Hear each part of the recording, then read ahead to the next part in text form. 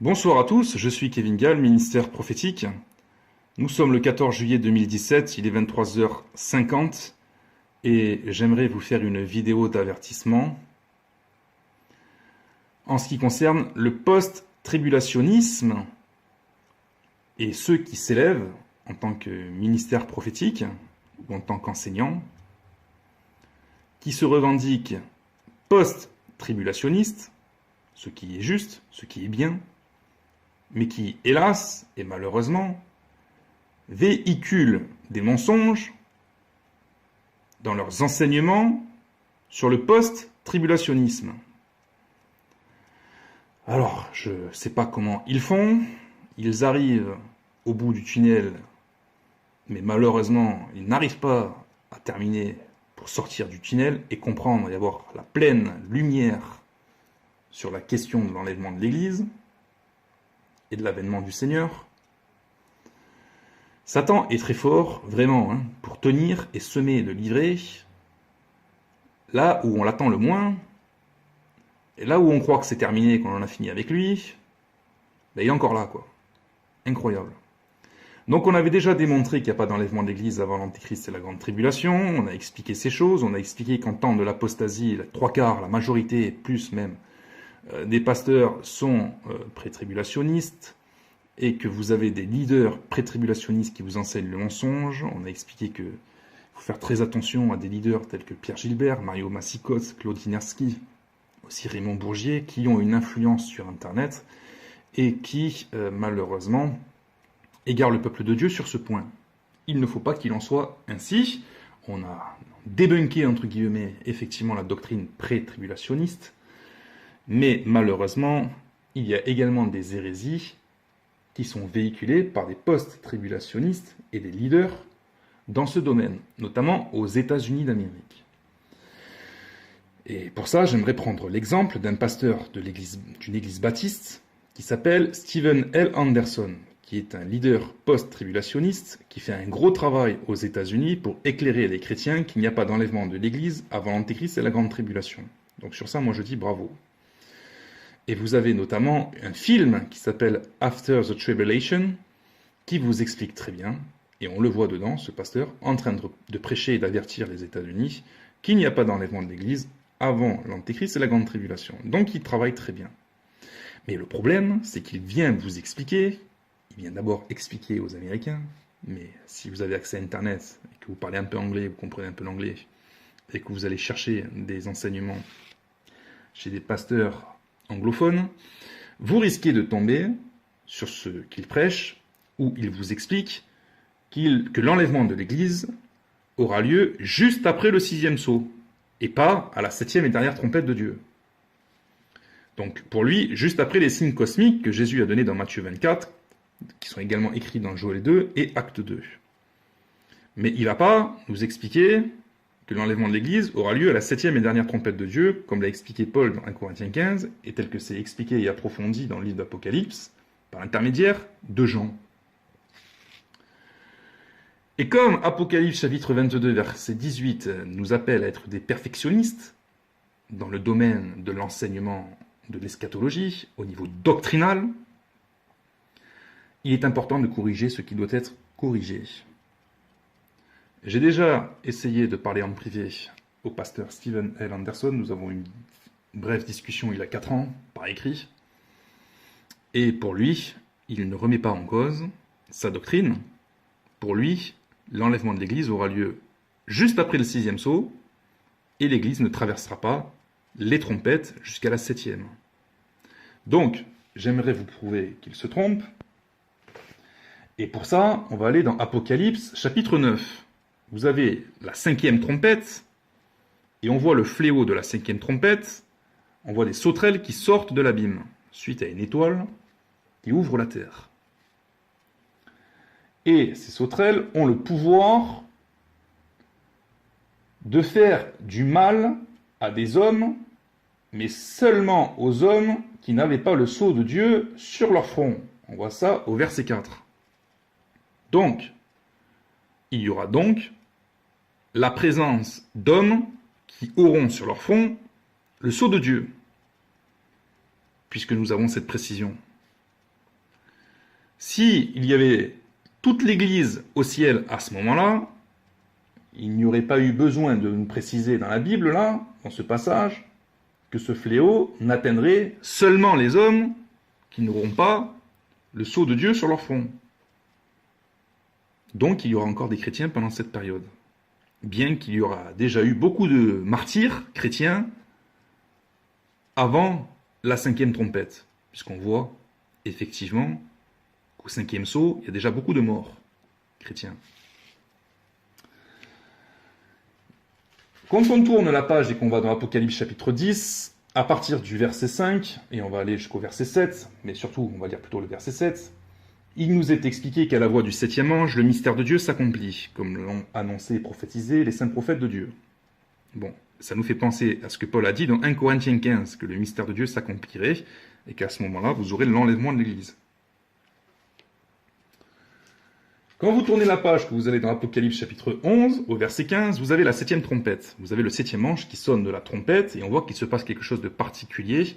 C'est comme si le Seigneur intervenait pour exercer sa justice sur la terre. Que le royaume du monde est remis au Seigneur Jésus-Christ pour exercer sa justice. Donc on se dit qu'il y a un tournant à ce moment-là.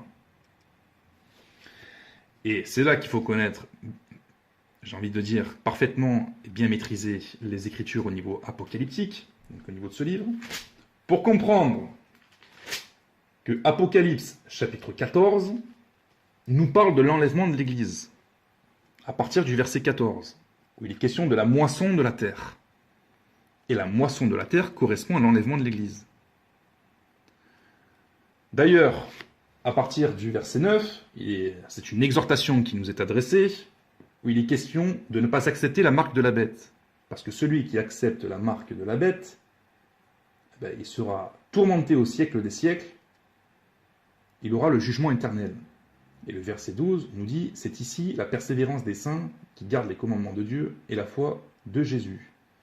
Verset 13, et j'entendis du ciel une voix qui disait, écris heureux dès à présent les morts qui meurent dans le Seigneur.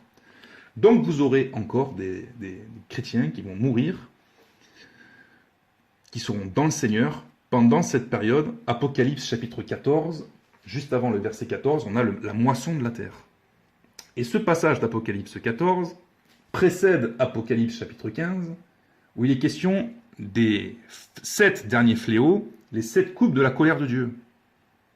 Donc juste avant les coupes, on voit la moisson de la terre, qui correspond à l'enlèvement de l'Église.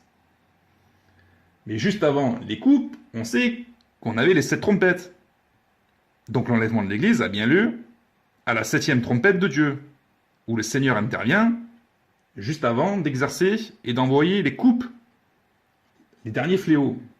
On va lire Apocalypse chapitre 15. Puis je vis dans le ciel un autre signe grand et admirable, 7 anges qui tenaient 7 fléaux, les derniers, car par eux s'accomplit la colère de Dieu. Et je vis comme une mer de verre mêlée de feu, et ceux qui avaient vaincu la bête et son image, et le nombre de son nom, debout sur la mer de verre, ayant des harpes de Dieu, et ils chantent le cantique de Moïse, le serviteur de Dieu, et le cantique de l'agneau, en disant, etc., etc.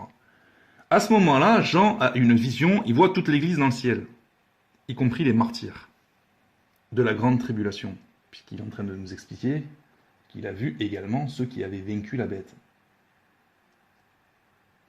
Ceux qui avaient résisté à l'Antichrist, qui n'étaient pas marqués par sa marque, et qui étaient morts en martyrs. Il les voit au ciel, à ce moment-là, il y a tout le monde. Compare ça avec une mer mêlée de verre. Comme une mer de verre, mêlée de feu, et puis on voit des chrétiens qui se mettent à louer le Seigneur. Il avait déjà eu une vision du ciel avec les martyrs de la grande tribulation, justement, juste après le 6e sceau, mais ça ne s'arrête pas au 6e sceau. L'enlèvement de l'Église n'a pas lieu juste après le 6e sceau. Et donc ce pasteur se trompe sur ce point. Il voit la première vision de Jean, avec les martyrs de la grande tribulation, juste après le 6e sceau, juste avant les trompettes, et il se dit, l'enlèvement de l'Église aura lieu à ce moment-là. Mais il n'a pas vu, discerné, que l'Église allait être encore sur terre pendant les trompettes, jusqu'à la dernière, où Apocalypse 14 nous parle de la moisson juste avant les coupes. voyez? Donc, Jésus nous appelle à être des perfectionnistes dans le domaine de l'enseignement. Peut-être que cela vous paraît dur à entendre, mais c'est pour ça que, comme l'ont dit les apôtres, il ne faut pas qu'il y ait un grand nombre non plus qui enseignent. Parce qu'on est jugé plus sévèrement quand on enseigne. Et je trouve personnellement, moi, que c'est dommage pour le pasteur Steven L. Anderson, qui a reçu la révélation du Seigneur qu'il n'y avait pas d'enlèvement de l'Église avant l'Antéchrist et la Grande Tribulation, qui est en train de faire un énorme travail, je dis bravo, mais qui n'est pas complet dans l'enseignement. Parce que le problème dans tout ça, c'est que les chrétiens qui vont traverser les trompettes, ils vont se dire « Ah, mais le 6e sceau, il est passé, on a vu les signes qui affectent le soleil, la lune et les étoiles. Mais qu'est-ce qui se passe? On voit les sauterelles. » Bon, on sait que les sauterelles, c'est pas des insectes volants dans le sens propre. Il y a un sens figuré là-dedans, il y a un sens métaphorique. On a vu dans la vidéo résumé eschatologique et Planet X que ça allait être les ovnis avec des démons dedans. Et que ces ovnis auront le pouvoir d'électriser, d'électrocuter, de consumer par le feu, exactement comme le film Matrix, pas Matrix, Mars Attack, pardon, où c'est un film, si vous voulez, qui est prophétique, qui est inspiré par les démons, mais si vous voulez, il y a de la vérité dans ce film, un petit peu aussi quand même. C'est un carnage qui va se passer quand les démons sortiront de la Terre, par l'intermédiaire des ovnis. Donc, simplement pour vous faire comprendre qu'il faut que les chrétiens de cette période attendent encore un petit peu avant d'être enlevés, pour les chrétiens qui vont rester. Vous voyez? Donc, c'est de l'ordre du détail, je comprends, mais avec Jésus, étant donné qu'il a dit qu'il ne faut rien toucher, rien retrancher, etc., sinon on est retranché aussi, je dis, faut pas, voilà, faut essayer d'être vraiment... d'être clair, quoi. Il faut rien toucher, hein. Faut aller jusqu'au bout. Donc jusqu'à la 7e et dernière trompette de Dieu quand on annonce l'enlèvement de l'Église. Donc, si vous êtes anglais, canadien, américain, vous parlez anglais, vous êtes anglophone, vous avez l'habitude, ou alors des pays d'Afrique, bref, que vous avez pour habitude d'aller vous renseigner auprès d'enseignants, de pasteurs ou de ministères prophétiques anglo-saxons, faites attention à ce que vous pouvez lire également chez eux, à ce niveau-là, parce qu'il n'y a pas d'enlèvement de l'Église, juste après le 6e sceau. Il va falloir attendre la 7e trompette de Dieu. Je sais qu'en France, il y a déjà très peu de leaders post-tribulationnistes, mais je ne connais pas, à ma connaissance, de Français qui enseignent un enlèvement de l'Église juste après, le 6e sceau, et juste avant, et plutôt avant la 7e trompette. Donc voilà. Soyez bénis, et à très bientôt, au revoir.